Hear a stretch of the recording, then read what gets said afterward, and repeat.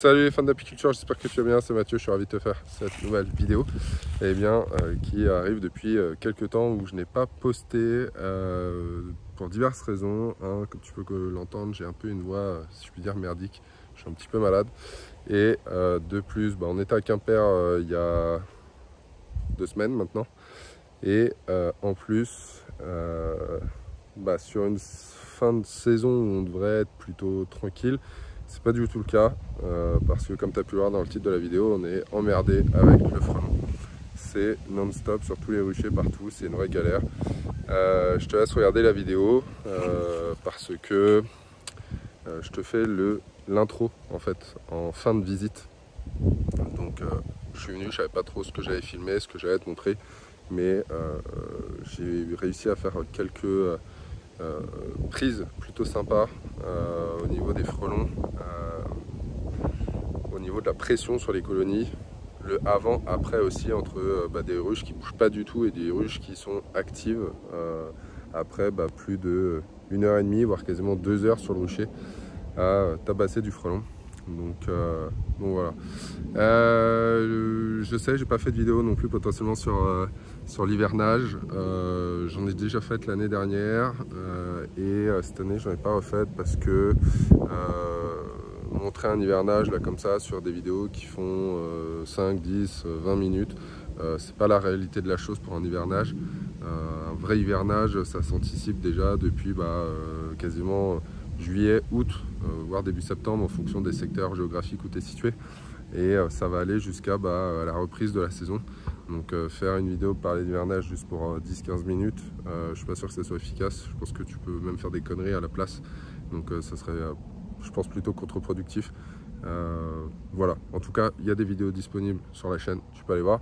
Et si tu as envie vraiment de faire un hivernage digne de ce nom, où tu minimises tes pertes, écoute, je te laisse aller voir dans la description en dessous. On a une formation en ligne qui te permet de faire ton hivernage de façon correcte, vraiment sur toute la saison, toute la fin de saison plutôt si je puis dire, à partir de juillet, août, septembre en fonction de ton secteur jusqu'à la reprise de l'activité.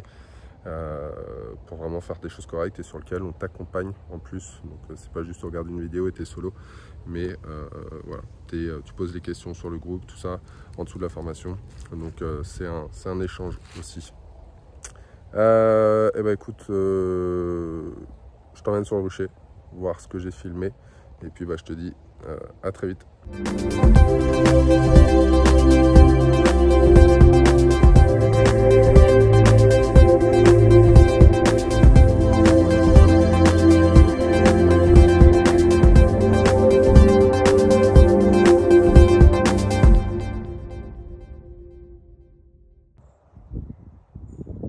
Là, ils sont carrément 4.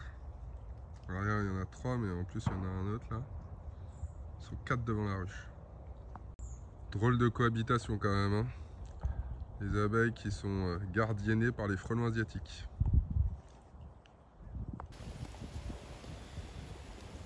Voilà les amis, donc on pensait être tranquille, hein. Fin de saison, mais alors pas du tout. En plus là il y a 2 frelons qui sont pas du même nid, parce que comme vous pouvez le constater, ils sont en train de se chiffonner devant la ruche. Voilà. Ils se bagarrent, donc c'est bien, au moins ça évite de trop se focus pour manger les abeilles, vu qu'ils chiffonnent entre eux. Voilà. Du coup on en a là, sur celle-ci, désolé, on n'en a pas. Et sur les autres qui sont là, pour le moment on a du bol, on n'en a pas non plus. Par contre je vais vous emmener donc sur les 2 autres qui sont là. Là c'est pas la même histoire. Pas la même histoire parce qu'ici, juste avant, j'en comptais, il y en avait 4 par ruche sur planche d'envol. Donc là il n'y en a plus qu'un.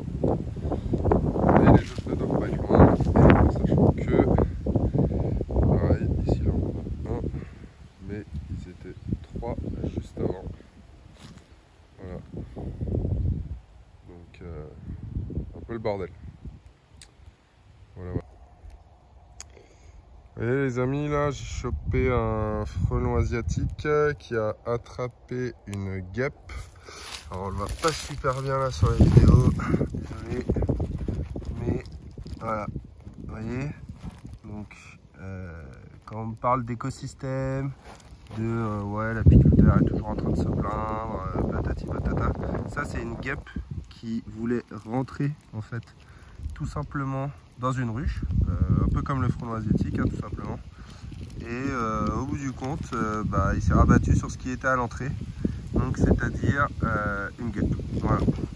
Donc le frelon asiatique ne fait pas que du mal à l'apiculture et ou à l'apiculteur, hein, mais il fait du mal à tout l'écosystème global, voilà, parce que là on le voit, hein, tout simplement, il est en train de découper une guêpe, voilà, c'est le même principe que l'abeille, donc rien de glorieux, rien de réjouissant. Certains me diront pourquoi tu ne l'empêches pas, parce que c'est pour vous montrer les amis, voilà, c'est pour vous montrer ce que subit nos amis les abeilles, voilà.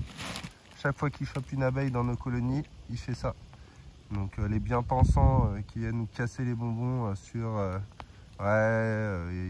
il faut des pièges sélectifs, il faut faire attention à ça, il faut ci, il faut ça. Voilà, les bien-pensants, regardez ce passage, regardez cette vidéo, parce que le frelon asiatique ne fait pas du mal qu'à l'abeille, il fait bien du mal à tout l'écosystème global, que ce soit des pollinisateurs, que ce soit d'autres guêpes, des mouches, des papillons.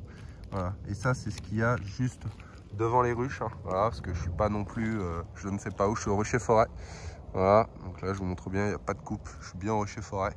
Et voilà ce qu'on a. Voilà. Un frelon qui a complètement démonté une guêpe, démembré une guêpe. Voilà. Donc moi je ferai ce qu'il faut tant qu'il faudra pour lutter contre cette vermine. Voilà. Voilà. Le morceau de la guêpe qui est là-bas. Qui a été découpé. C'est quoi? Voilà. Donc si je ne me trompe pas, ça a l'air de ressembler à l'abdomen. Ouais. Et puis là il finit le travail. Voilà. Il va découper la partie haute, là je pense qu'il va découper la tête. Ouais, il est dessus là, tu vois, il découpe la tête. Voilà.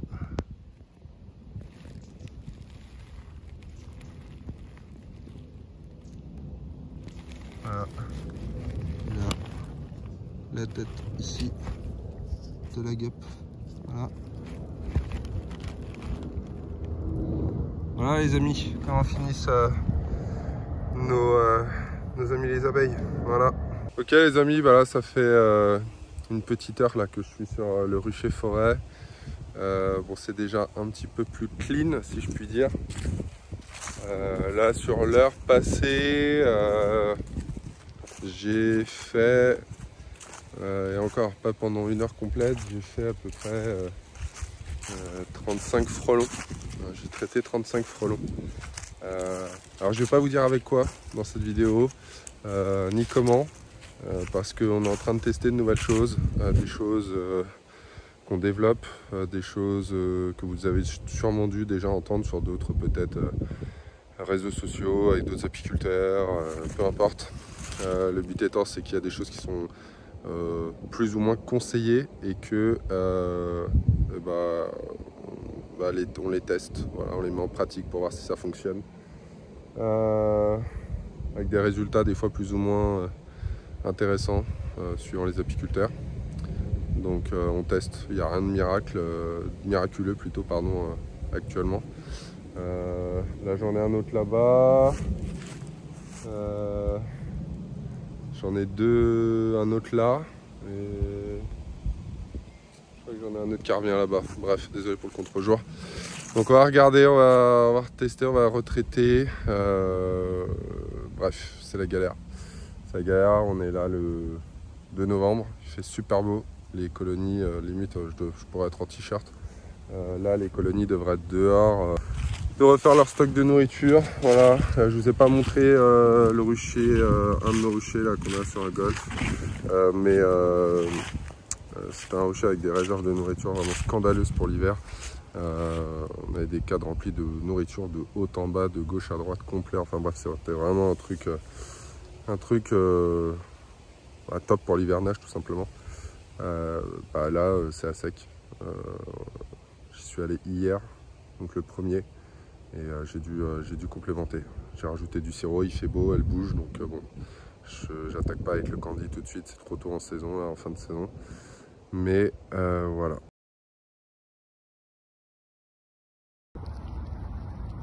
Ça y est les amis, la guerre est déclarée.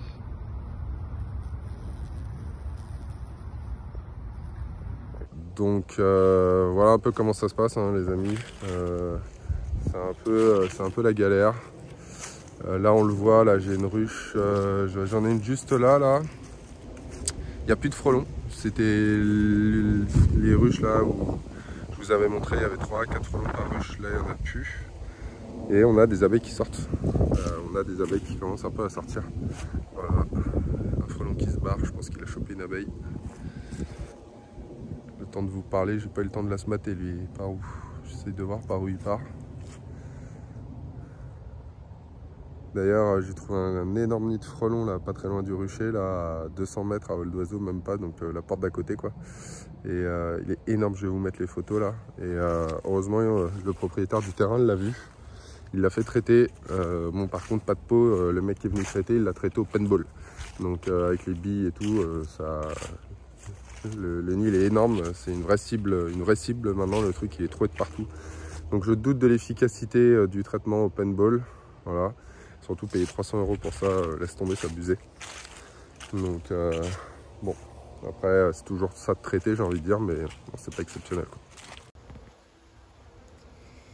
Là vous voyez les amis, même si on a encore un frelon là qui est là, qui se balade, mais qui n'arrive pas à choper d'abeilles parce qu'il y en a beaucoup à l'extérieur, et bien ça c'est une colonie qui ressort, qui revit si je puis dire, puisque comme tu as pu le constater à mon arrivée sur le rocher, ça ne bougeait pas du tout. Voilà. Donc bon, là on voit que les abeilles ressortent parce qu'ils sont plus 3, 4, 5 devant la colonie. Donc c'est entre guillemets beaucoup plus calme. Voilà. Donc là je viens de te montrer cette ruche là qui est très active là, depuis qu'on a réussi à éloigner le frelon. On a celle-ci aussi qui est devenue vachement plus active. Voilà.